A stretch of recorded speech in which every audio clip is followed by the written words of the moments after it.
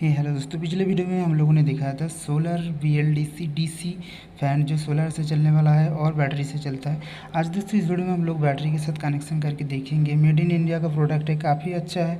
इसका अनबॉक्सिंग मैंने पिछले वीडियो कर दिया था और ये किसी भी अंश में कम नहीं है कि घर में जो हम लोगों का सीलिंग फैन मिलता है उससे। ठीक है, 35 वाट DC कंज्यूम करता है। और अगर आपके घर पे नॉर्मल इन्वर्टर 150 इंच का या फिर 200 इंच का बैटरी है तो उनके साथ लगा देंगे तो 3-4 दिन आराम से तो चला ही लेगा, कोई प्रॉब्लम नहीं होगा। तो एसी फैन के मुकाबले में बहुत ही ज़्यादा इसमें जो है आपको फंक्शन वगैरह मिल जाता है। और ये BLDC टेक्नोलॉजी को यूज़ किया गया है। 2 ईयर्स का वारंटी है, इसमें रिमोट भी मिलता है और इसको खोलने के बाद बॉक्स का कुछ इस तरह सबको मिलता है। पिछले वीडियो में मैंने दिखा दिया था। आज दोस्तों इसके मैं दिखाऊंगा कि जो हम लोग के घर पे जो इन्वर्टर है या फिर कोई भी बैटरी है उनके साथ इसको किस तरह से कनेक्शन कर सकते हैं। ओके टेस्टेड है, यहाँ पे सील किया हुआ है और इसमें देख सकते हैं इस तरह से नॉर्मल एसी फैन जिस तरह से होता है वैसे ही डायमीटर पे इसको फिट किया जाता है, पर इसको DC AC की जगह DC लगाना पड़ता है। मेरा एक जो है देख सकते हैं एक साइड और लुमिनियस का 2 बैटरी है, एक साइड का 200 इंच का एक बैटरी के साथ मैंने इसको कनेक्ट करने जा रहा हूँ।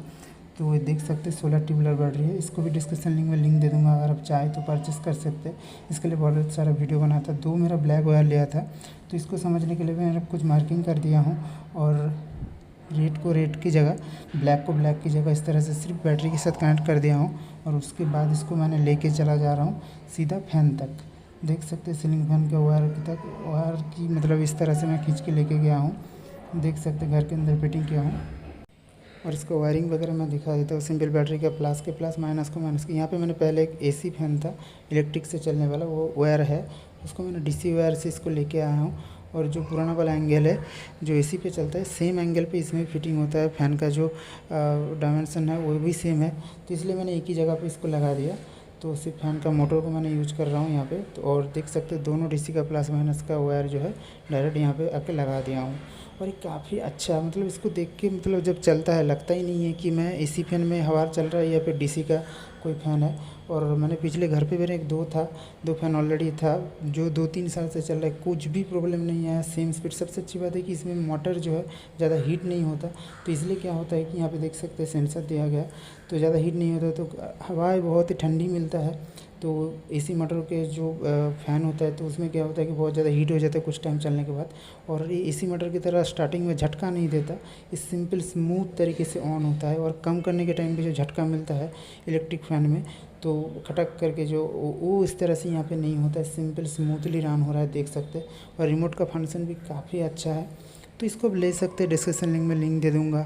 घर पे अगर आपका इन्वर्टर का बैटरी ख़त्म होने जा रहा है तब सिर्फ मेरे 12 वोल्ट DC से चला सकते हो दिन भर। सोलर से 50 वाट का पैनल से 100 वाट तक पैनल तक बहुत ही आसान तरीके से फुल स्पीड में चलता है और आपको लगता ही नहीं है कि आप जो है AC फैन चल रहा है या फिर DC फैन।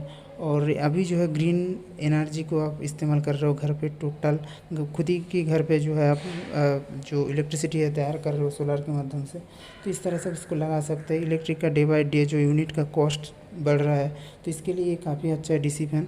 मैं सोच रहा हूँ घर का पूरा सिस्टम DC बल्ब और फैन लगाने का। इसका जो लिंक है मैं डिस्क्रिप्शन लिंक में दे दूँगा, वहाँ से जाकर आप ज़रूर बाई कर सकते हैं इसको।